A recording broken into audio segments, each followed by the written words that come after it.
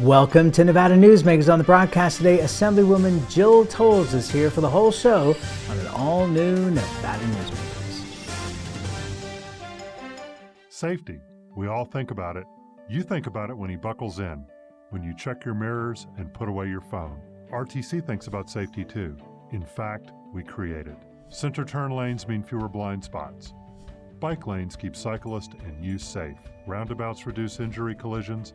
And all these crosswalks are designed to keep families like yours safe. Safety is your priority, and it's ours too. Every day, in everything we do. Retail's impact on Nevada's economy? Enormous. 8,600 businesses, large and small, employing 145,000 workers. And last fiscal year, retail paid tax on nearly $60 billion in sales. We're the Retail Association of Nevada. We support retail, we help it grow, and we mean business.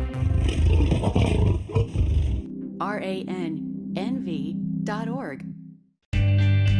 Pro Group Management is the place where companies can find workers' comp solutions that are designed to meet their specific business requirements. As regulations evolve, Pro Group takes a proactive approach to clear the path to make sure your business stays ahead of the curve. Knowing your workers' comp program is optimized, you can focus on other important matters related to your growing business. Pro Group Management, workers' comp that works for you. Safety is the #1 priority for the trucking industry. Over $7 billion a year is spent on technology like this electronic eye that will apply the brakes automatically. But the most important factor for safety is the truck driver. These hardworking men and women who safely move over 70% of our nation's freight and 94% of Nevada's. We thank you because trucks move America forward. This is Nevada Newsmakers with host Sam Shad, a no-holds-barred political forum. Now, from the Nevada Newsmakers broadcast headquarters, here is Sam Shad. And back on Nevada Newsmakers, we're always pleased to welcome back to the program Jill Tolles. She is our Assemblywoman from District 25. It's always a pleasure to have you back on the program. It's always great to see you, even from 6 feet apart. Thank you. And I also want to point out that, as disclaimers, that we are friends. B, your husband's company is a sponsor of the program, and you both have been great supporters of the program, and for that we're very grateful. Thank you. So let's start out. What's your reaction as we tape this on Wednesday, March the 25th in the morning? This is right after the $2 trillion bill has gone through. What are your feelings about all of this at this point? Well, I'm very grateful for this third package, and I'm very anxious to look through the details. As we know, it was just as of 1 a.m. they reached an agreement, so we are expecting it to be finalized and signed into law by the president, hopefully later today. And so I know that there has been a tremendous amount of anxiety, particularly about the economic impact. This really is a crisis with two parts. You have the health side of this, and which is extremely important and valid, and then you also have the economic side of this. And I just recently, last week, sent out a survey to my constituents and supporters, asking them what's top of mind for them, what kind of impacts are they seeing on the short term, and what impacts are they anticipating in the long term. And every single one of them mentioned the concerns about not only the health and safety first, but the economic impacts of this. So I'm grateful that the federal government is addressing many of those concerns in this package, and it allows me to be able to push that information out for resources to those concerned business owners in my district, to concerned unemployed individuals, and I have particular concern for the self-employed and the independent contractors, because they've been missing in a lot of these aid packages from the state and federal level so far. So I'm very anxious to dive into the details of that to see what's available for our barbers, our hairdressers, our nail technicians, and what have you. They don't pay into the state unemployment, so they have not been able to receive the benefit of that, and they don't receive the benefit of paid time off. Yeah, and sole proprietors, which right. come under that heading, were one of the groups that I was most concerned about. Right, absolutely. So that, and then the individual package for individuals making up to $75,000. I believe the initial report is going to be $1,200 to those individuals, and then it tapers off from there between $75,000 and $99,000. $500 credits for children, for families receiving that aid. So I know that there's a lot of people that are going to be welcoming that assistance right now because, again, this is a health crisis, and then it also is leading to tremendous economic impact. As fiscal conservatives look at this, Right. What has surprised me in discussions over the last few days is that either on the left or the right, I'm hearing no concern about the amount of money that's being pumped into the system. Because in the past, we would always hear from fiscal conservatives, the debt, the debt, the debt, Right. and we're really worried about the impact that your grandchildren are going to pay for this. Right. But now, as a portion of GDP, $2 trillion appears to be something that is not going to be an issue. Right, and I would consider myself in that category that's constantly concerned about our climbing debt on a federal level. However, I think that the immediate response to getting ourselves into an economic stability, a place of economic stability, and an overarching goal going back to the health side of this crisis, we all want to work together to get us back up on our feet as quickly as possible. And I am encouraged by some recent reports I'm hearing that the first line of attack is we have to get our testing expedited and readily available in mass amounts as quickly as possible, because that's really going to help us to be able to be smarter and more strategic about this quarantine process. And I'm encouraged by some things that I hear coming down the pike that hopefully will be announced here pretty soon.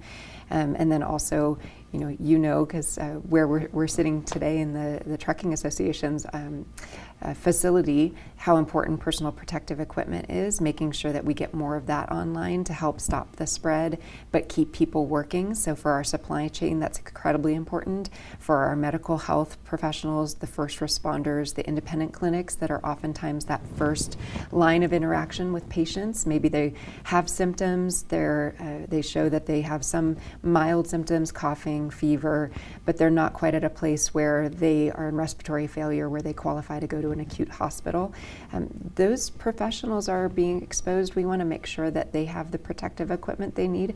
So there's that health aspect in the immediate that we need to address. That's going to help us get on top of this and again get back to normal faster. And then of course that longer term goal of getting treatment and vaccines available will help us to get back to normal faster, I think, as well. Yeah, the vaccines, it looks like a year to a year and a half. Right, but treatment first and yeah, then but stopping the every spread. biomedical company is looking for the answer here because there's a huge financial gain for whoever comes to market first. Right. So there's a great incentive for those companies. Let me just say something really quickly. I actually teach crisis communication at the University of Nevada. I've taught it in the past, and we always talk about the Chinese symbol for crisis, and it's actually made up of two characters. One character is for danger, and there's no doubt there's dangers associated with this pandemic, as we're seeing skyrocket in other areas, China and Italy, and then New York is at the epicenter right now. And we have to be realistic about those dangers, but the other character is opportunity, and I do think that what we're seeing is public-private partnerships that we've never seen come together so cohesively and so quickly before, and I think that's so incredibly important. I think out of this we can see some real innovation. I think that we're seeing a loosening up of regulations that oftentimes create barriers to be able to get to that innovation, that medical process of making sure that we're getting to those vaccines, getting to those treatments, getting those testing kits online as quickly as possible. And I'm encouraged to see that. I'm encouraged to see our businesses in Nevada, like the distilleries, step up and see that there's a need for Purell or for homemade antibacterial products. and they're using their distilleries to be part of that public-private partnership. I know that myself, Senator Heidi Gansert, have been on the phone incessantly trying to find our private partners to help meet that PPE, that personal protective equipment need, and getting them connected with those healthcare providers, with our supply chain providers to make sure that we get those things online. So it's good to keep in balance both those perspectives throughout this. Let's go back to something you said earlier. You spoke about something to do with quarantine. Mm-hmm. Do you see that there may be, in the not too distant future, a lessening of the quarantine restrictions? Well, I think as of yesterday, there's a whole lot of the public that would love to be praying for an Easter miracle. I think that we need to continue to listen to our medical professionals and our experts in the scientific field about that. But I think a huge part of that is going to be testing. So again, we can be more strategic about who has the virus, who has had the virus in the past, who is at risk, and how do we make sure we take an individual approach, a regional approach. Instead of right now, our response has to be this blanket approach because we don't have the right data and the right information to make those strategic decisions. So I think those two things coming together are going to really help us in the next few days and weeks to, again, the goal is to keep everybody safe first and foremost. That has to be top of mind, but also get us back up on our feet as quickly as possible while maintaining those goals of health and safety for our citizens. There hasn't been a lot of discussion publicly about this, but what kind of coordination has there been between the governor's office and members of the legislature? So we have twice weekly phone calls with the governor's staff, and we also have, at least in our caucus and with the leadership of our caucus in the Assembly and the leadership of the Republican caucus in the Senate, has at least once and sometimes twice weekly phone calls with Congressman Mark Amodei. I know that Senator Rosen's office has reached out to me, and I know that I have a direct line to the Chief of Staff for Senator Cortez Masto's office as well. So I think that what is so important right now is that we have that coordinated effort between our federal government, our state leaders, and our local leaders as well. And it's continuously improving day by day. There are those lines of communication that are open, but it's such a rapidly evolving issue that we're constantly needing to just make sure that we are communicating on a regular basis. All right, so you're comfortable with the response from the governor to the legislature, and do you see a need even for a virtual special session at this point in time? So I definitely think that we are continuing to work on getting that information flow back and forth. I think that there's been a lot of, we're fleshing out the details. Here's what we know right now. We're going to continue to get back to you with more as we go along, and that's understandable in a crisis environment.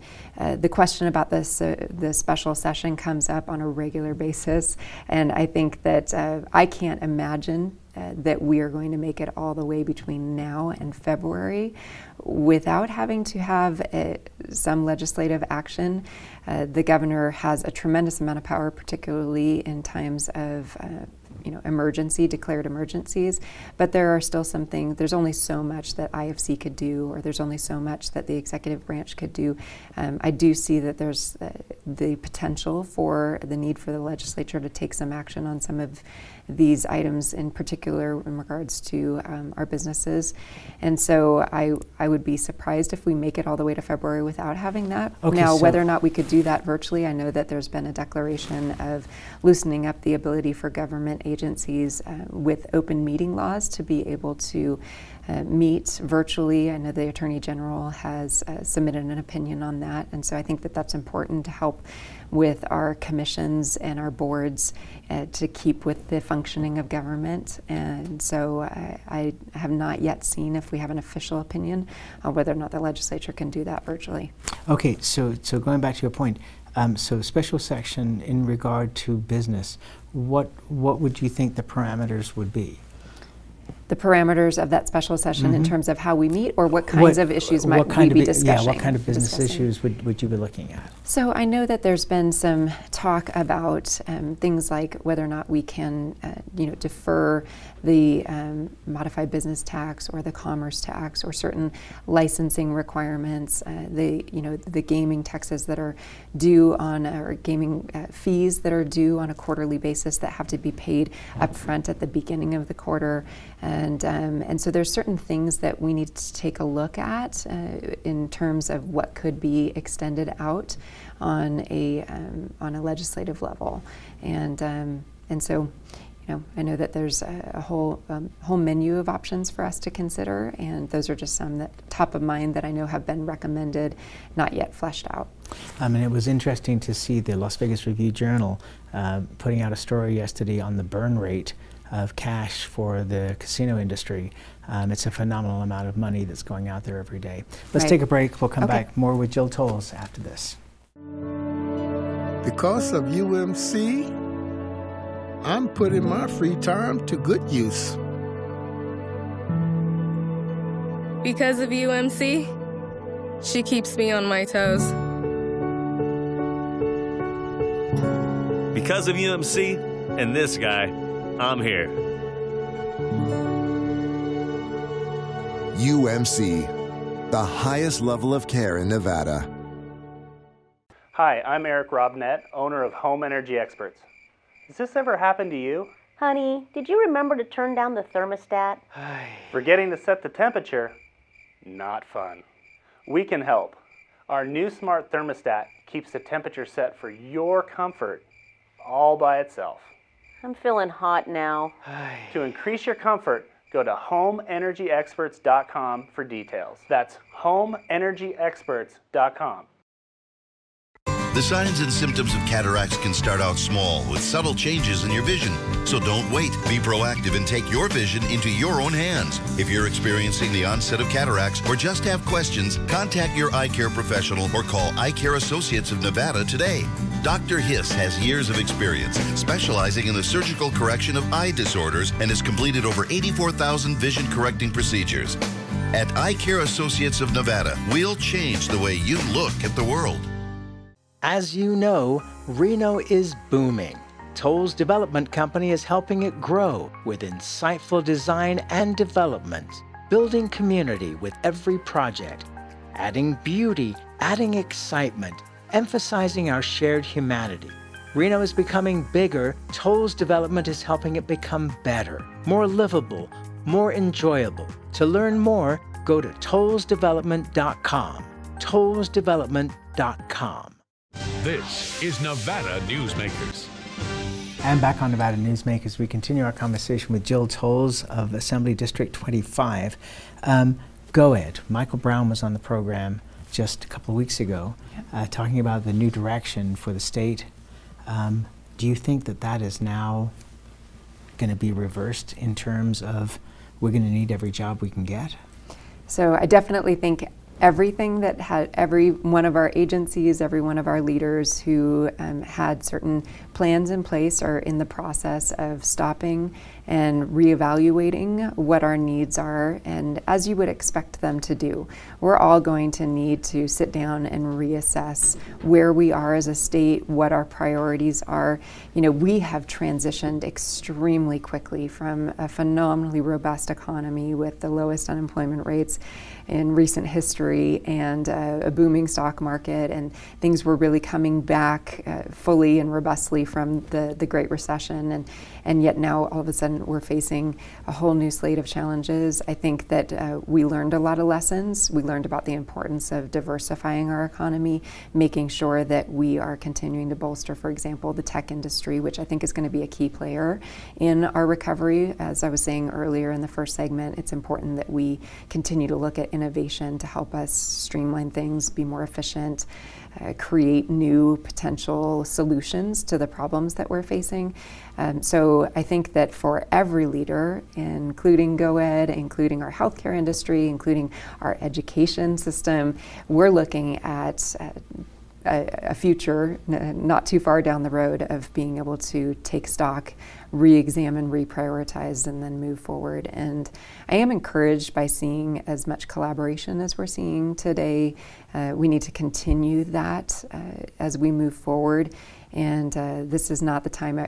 If I had a PowerPoint slide, I'd have a do's and don'ts of our response to the coronavirus pandemic. And the don'ts are: don't panic. Now is not the time for paranoia, right? Now is not the time for partisanship. But now is the time for being prepared, taking the proper precautions, and making sure that we are really not only forging these new partnerships, but emboldening them and continuing to encourage partnerships, public-private partnerships, across all levels of government and our stakeholders and our citizens to really get through this. So I think that there will be a reevaluation, and I hope that all stakeholders are at the table. Yes, and it will be interesting to see, now that we've learned that we can cut red tape and it doesn't create a bigger disaster, it actually helps, that maybe we can do more of that in the future. Yes. It also exposes, not just in Nevada, we've talked about the healthcare system in Nevada for years as being underfunded, not enough doctors, not enough nurses in just about every category. But we see that across the whole country. It's not just Nevada. You look at New York State. I mean, the whole reason for the quarantine is not that we're not going to eventually, in some form or other, get this flu, coronavirus, but I mean, any kind of pandemic would be the same, story, and we're going to have those because that's part of nature. But the quarantine is to slow down the rate at which people may end up going to the doctor or the hospital to not crash the system. And I'm not sure people really understand that that is the importance of the quarantine.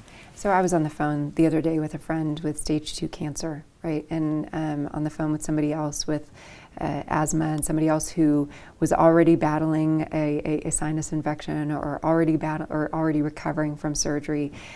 Because this is the only thing that we tend to be talking about right now, it's top of mind, and understandably so, because it's been so disruptive.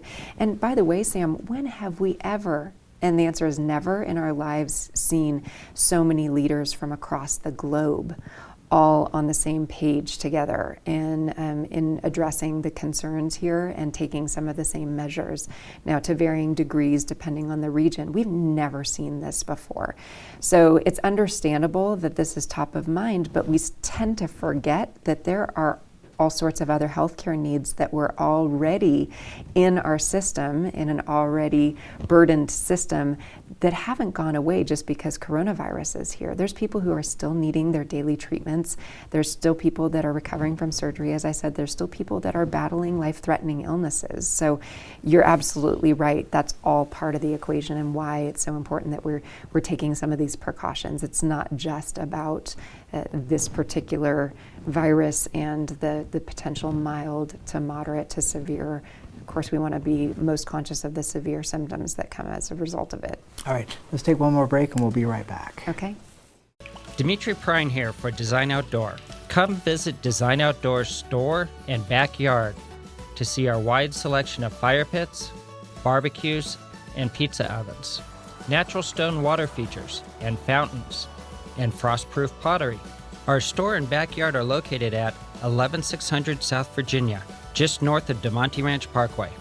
Visit designoutdoor.com or call us at 851-9499.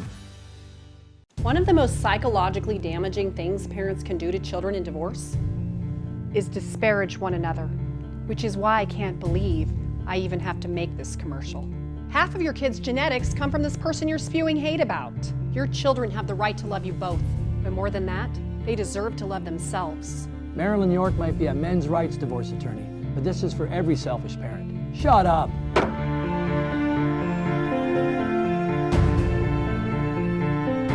Hi, I'm Dave Newman. Remember me? I used to be the house detective, and now I'm a realtor, full-time at RE/MAX Realty Affiliates. And a lot of people ask me, how's the market? You know what? It's fantastic.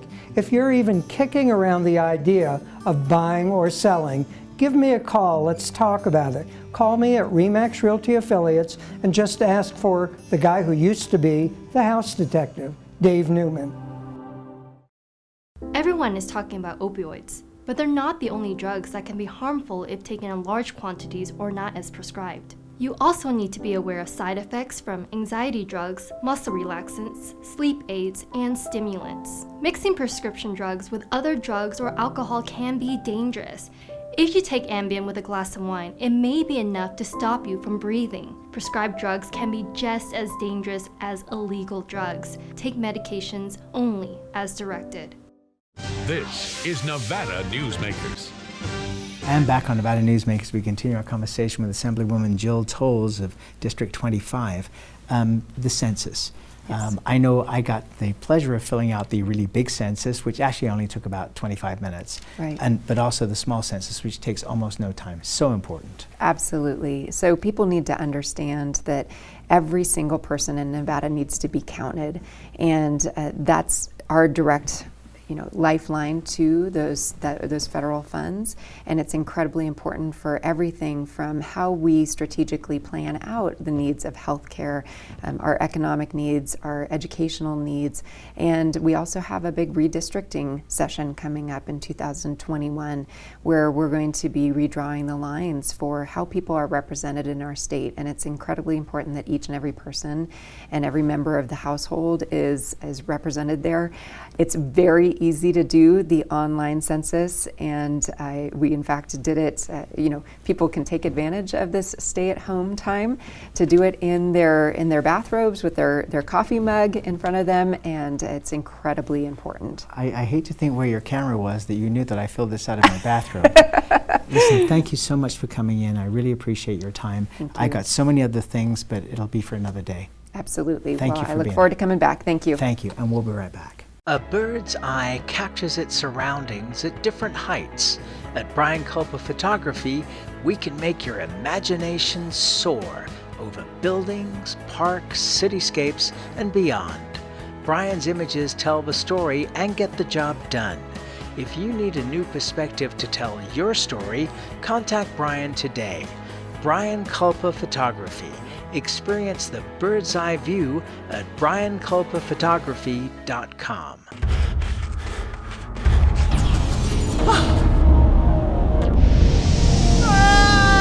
Hey, Dad?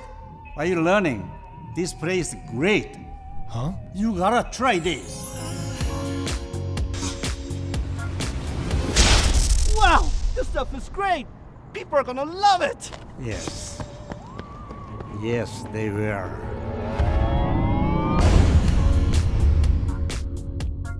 Like a traditional handmade basket, retail is woven into the fabric of life in Nevada. From big box to mom and pop, retail supports our communities in countless ways. Jobs for the disabled, team uniforms for kids, help for the elderly, and so much more. Retail employs over 1 in 10 workers. Retail supports Nevada, and we support retail.